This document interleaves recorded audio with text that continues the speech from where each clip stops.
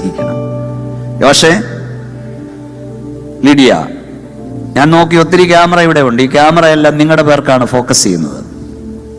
ഈ കല്യാണം കഴിയുമ്പോൾ ഒരു ആൽബം നിങ്ങൾക്ക് ഇവർ തരും. നിങ്ങളത് കണ്ട് ഞെട്ടും. ഇത്രയും ഗ്ലാമർ ഉണ്ടോ എന്ന് നിങ്ങൾക്ക് തന്നെ സംശയമാവും. ഈ ഇരുന്നവരെല്ലാം ഇതുപോലെ ഇരുന്നതാ. ഇവർക്കെല്ലാം ഒരു ആൽബം കിട്ടി. അവർ കണ്ട് നെട്ടിക്കൊണ്ടിരിക്കുക ഇത്രയും ഗ്ലാമർ ഉണ്ടോ എന്ന് അന്ന് കൊടുത്തത്. പക്ഷെ ഇപ്പോൾ ഓരോന്നിൻ്റെ പരുവം കണ്ടില്ലേ ഇരിക്കുന്നത്. ഇത്രയേ ഉള്ളൂ സൗന്ദര്യം.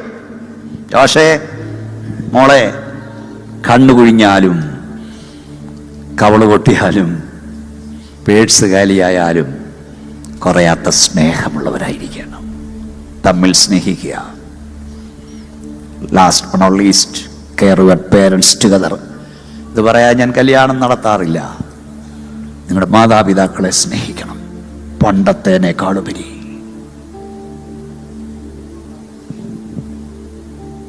ചില പിള്ളേർ ചോദിക്കും, തള്ളേ ഇനി എല്ലാവരും എന്നെ നോക്കി നിങ്ങൾ എനിക്ക് എന്ത് തന്നെന്ന്. തള്ള നിനക്ക് നൽകിയ ജീവരക്തവാ. ഒരമ്മയുടെ വില അറിയണേ നീ ഒരമ്മയാകണം. ഒരപ്പന്റെ വില അറിയണേ നീ ഒരപ്പനാകണം. മോനെ, ഈ മോളെ ഈ അപ്പനും അമ്മയും സ്നേഹിച്ച് ലാളിച്ചു വളർത്തി നിന്റെ തരിക. ഈ മോളെപ്പോൾ ഈ പപ്പായും മമ്മിയും കാണാൻ ആഗ്രഹിച്ചാലും മോൻ വിടണം കേട്ടോ. നീയും പോണം. ഈ മോളേത് ടൈമിൽ എൻ്റെ പപ്പായിക്കൊരു ഗിഫ്റ്റ് കൊടുക്കണം, എൻ്റെ മമ്മിക്കൊരു ഗിഫ്റ്റ് കൊടുക്കണമെന്ന് അവൾ പറഞ്ഞു. എന്നോട് കണ്ണു നിറഞ്ഞാ കേൾക്കുന്നത്. മോൻ അത് അനുവദിച്ചോണം. ഈ പെൺപിള്ളാരെ കല്യാണത്തിന്, എനിക്കൊരു മോളുണ്ട്, എനിക്കിതൊക്കെ അറിയാം, ഞാനിതെല്ലാം കഴിഞ്ഞു വന്ന. ഇറങ്ങുമ്പോൾ ഇവിടെ പപ്പായുടെ മാർവിൽ ഒന്ന് ചാഞ്ഞിട്ട് വരുന്നത് ഒരു ഉമ്മ കൊടുക്കും അല്ലേ? ആണോ? അതിലൊത്തിരി ഒത്തിരി വാക്കുകളുണ്ട്. താങ്ക്സ് പപ്പ എന്ന. താങ്ക്സ് പപ്പ. നമുക്കറിയാം പപ്പയുടെ ത്യാഗം. ലോകത്തെവിടെ പോയാലും അവിടെ പപ്പായെ ആരും എന്നും പറയുന്നവർക്ക് ഇഷ്ടമല്ല. കേൾക്കുന്നോ എല്ലാരും? അവള് പറയും, നിങ്ങൾ എന്നെ പറഞ്ഞു, എൻ്റെ പപ്പായെ പറയരുത്. അല്ലെ, പോഷന്മാർക്ക് അത് അറിയില്ല. അവര് പിന്നെ അപ്പനെ പറഞ്ഞുകൊണ്ടിരിക്കുക. അതോട് പോയി ആ ബന്ധം. അവക്കറിയാം അപ്പൻ അവക്ക് വേണ്ടി സഹിച്ചത്.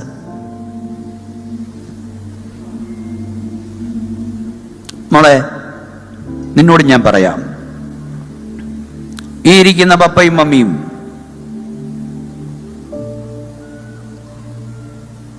ഒത്തിരി ത്യാഗം സഹിച്ചു വളർത്തി പഠിപ്പിച്ച് സുന്ദരനെ നിന്റെ ഏൽപ്പിക്കുക.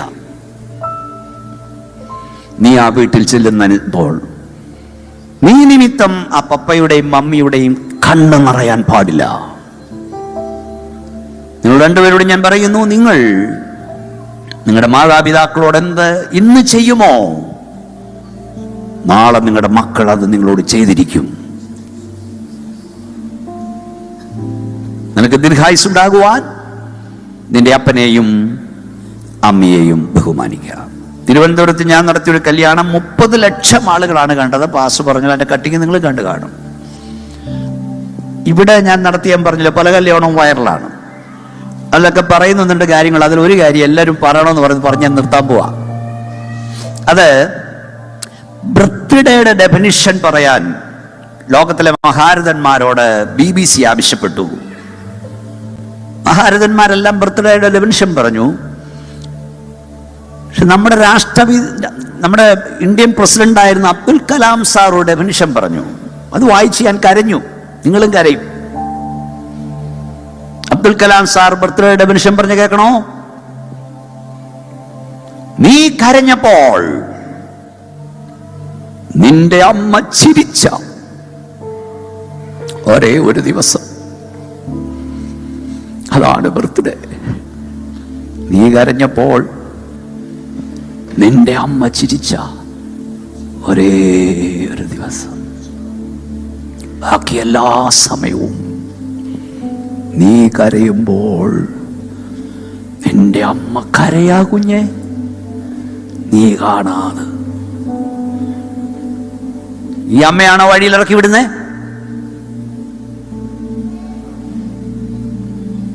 ചെങ്ങന്നൂരിൽ 6 മക്കളുടെ അമ്മയെ ആർക്കും വേണ്ട. ഒടുവിൽ ആഡിയോ അറസ്റ്റ് വാറണ്ട് പുറപ്പെടുവിച്ചു. 6 ഹാജരാകാൻ പറഞ്ഞു. ഹാജരായി. ആഡിയോ ഓർഡർ ഇട്ടു. 3 മാസം ഇത് എല്ലാവരും നോക്കണം. ഉത്തരവും വാങ്ങി വീട്ടിൽ ചെന്നപ്പോ അമ്മയില്ല. അമ്മ അവിടെ കിടപ്പുണ്ട്, ഡെഡ് ബോഡി ഉണ്ട്. അമ്മ ആത്മഹത്യ ചെയ്തല്ല, ദൈവം അങ്ങ് കൊണ്ടുപോയി. നീ ഒന്നും നോക്കണ്ടാടാന്ന് പറഞ്ഞു. മനസ്സിലായോ? എന്റെ 7-ാം വയസ്സിൽ എൻ്റെ അപ്പം നിത്യയിലേക്ക് പോയത്. ഇതൊക്കെ പറയുമ്പോൾ കരയുന്നതാ. അമേരിക്കയിൽ ഏറ്റവും വലിയ സമ്മേളനത്തിൽ പോൾ യോഗിച്ചോടൊപ്പം പ്രസംഗിക്കുമ്പോൾ എന്നോട് യാത്ര ചോദിക്കാതെ എൻ്റെ അമ്മ നിത്യതയിൽ പോയി. ഞങ്ങളൊക്കെ കൊതിക്കാച്ചാ ഇത്തിരി നാളൂടെ അപ്പനെ കിട്ടിയിരുന്നെങ്കിലെന്ന്. ഇത്തിരി നാളൂടെ അമ്മയെ കിട്ടിയിരുന്നെങ്കിൽ. എത്രയോ ചെറുപ്പക്കാരനോട് പറഞ്ഞു, എൻ്റെ അപ്പൻ ചുമടെടുത്തും കഷ്ടപ്പെട്ടു എന്നെ വളർത്തി. ഇവിടെ വന്നുകൊണ്ട് എന്തെങ്കിലും ഗുണമുണ്ടാകട്ടെ, ശാപ്പാടിനേക്കാൾ വലുത് ഇവിടെ നടക്കണം.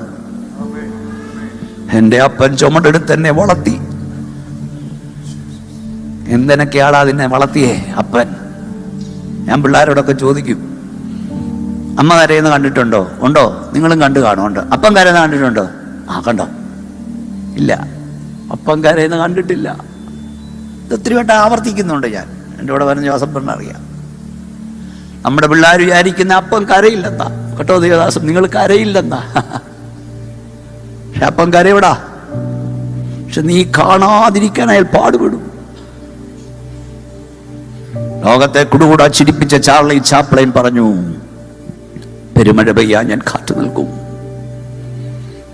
മഴയത്തിറങ്ങി ഞാൻ കരയും,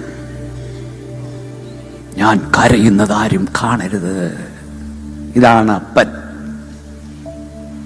അപ്പൻ ഉരുകുന്ന കണ്ടിട്ടുണ്ടോ? ഉരുകുന്നേ കണ്ടാ തൊട്ടടുത്തിരിക്കുന്ന ആൾക്കറിയാം ഉരുക്കം.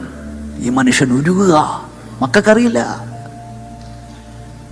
നീ ഇന്ന് അനുഭവിക്കുന്ന തണൽ നിന്റെ അപ്പൻ ഇന്നലെ കൊണ്ട വെയില. എല്ലാ മക്കളോടും ഞാൻ പറയാം, നിങ്ങളുടെ അപ്പന്മാരെ കരയിപ്പിക്കല്ല്, നിങ്ങളുടെ അപ്പന്മാരെ വേദനിപ്പിക്കല്ല്, നിങ്ങളുടെ അമ്മമാരെ സങ്കടപ്പെടുത്തരുത്. ഇനി എത്ര കാലമുണ്ടടാ അവൻ നിന്റെ കൂടെ? എത്ര കാലമുണ്ട്? ഈ മർമ്മം വലിയത്. ഈ മണവാളൻ മറ്റൊരു മണവാളനും. അമ്മമാരുടെയൊക്കെ കണ്ണ് നിറയുന്നുണ്ട്, അവർക്ക് മനസ്സിലാവും ഞാൻ പറയുന്നത്. മക്കളുടെയും കണ്ണ് നിറയുണ്ട്. ദൈവം നിങ്ങളെ അനുഗ്രഹിക്കട്ടെ. ഈ മർമ്മം വലിയത്. ഈ മണവാളൻ മറ്റൊരു മണവാളനും, ഈ മണവാട്ടി മറ്റൊരു മണവാട്ടിക്കും നിഴൽ. ഈ കല്യാണം സ്വർഗത്തിൽ നടക്കാൻ പോകുന്ന വലിയൊരു കല്യാണം നിഴൽ. നാം സന്തോഷിച്ചുല്ലസി ദൈവത്തിന് മഹത്വം കൊടുക്കുക. കുഞ്ഞാടിന്റെ കല്യാണം വന്നുവല്ലോ. മനുഷ്യവർഗത്തിന് വേണ്ടി അവസാനത്തുള്ളി രക്തം വരെ ഊറ്റി നൽകിയ നസ്രയനായ യേശു ക്രിസ്തു എന്ന ആത്മമണാളൻ തന്റെ ചങ്കിലെ ചോരയാളിലേക്ക് വാങ്ങപ്പെട്ട ദൈവസഭയെ വെളികഴിപ്പാൻ ഇറങ്ങി വരും. അതാണ് കുഞ്ഞാടിന്റെ കല്യാണം. ആ കല്യാണം സ്വർഗത്തിൽ നടന്നു കഴിഞ്ഞാൽ താഴെ ഭൂമിയിൽ മറ്റൊരു കല്യാണം നടക്കും. അവിടുത്തെ കാന്തൻ ആന്റി ക്രൈസ്റ്റ്, അവിടുത്തെ കാന്തം മർമ്മം മഗതിയാം ബാബിലോൺ. പ്രസംഗിക്കുന്ന പാസ്റ്റർ ബി മോനിസ് ഉൾപ്പെടെ, സ്റ്റേജിലെ ദൈവദാസം ഉൾപ്പെടെ, ഈ മണവാളനും മണവാട്ടി ഉൾപ്പെടെ ഈ ഓഡിയൻസ് എല്ലാവരും ഏതെങ്കിലും ഒരു കല്യാണത്തിനായി ഒരുങ്ങുന്നു. ഒന്നുകിൽ നിങ്ങൾ കുഞ്ഞാടിന്റെ കല്യാണത്തിനായി ഒരുങ്ങുന്നു, ഇല്ലെങ്കിൽ നിങ്ങൾ ആന്റി ക്രൈസ്റ്റിന്റെ കല്യാണത്തിന് ഒരുങ്ങുന്നു. നിങ്ങൾ ഏത് കല്യാണത്തിനായി ഒരുങ്ങുന്നു? നിങ്ങൾ രക്ഷിക്കപ്പെട്ടവരാണോ? നിങ്ങൾ സ്നാനപ്പെട്ടവരാണോ? നിങ്ങൾ യേശുവിനായി ഹൃദയം കൊടുത്തിട്ടുണ്ടോ?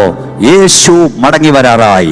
യേശു മടങ്ങി വരാറായി എന്ന് വിശ്വസിക്കുന്ന ദൈവമക്കൾ ഒരിക്കൽ കൂടെ കൈ ഉയർത്തി സ്തോത്രം പറയാം. നിങ്ങളുടെ ദൈവത്തെ എതിരേൽപ്പാൻ ഒരുങ്ങുക. എല്ലാ കണ്ണുമടയട്ടെ, എല്ലാ ഹൃദയം ഏകാഗ്രമാകട്ടെ. നിങ്ങളുടെ കുടുംബം എങ്ങനെയാണ്?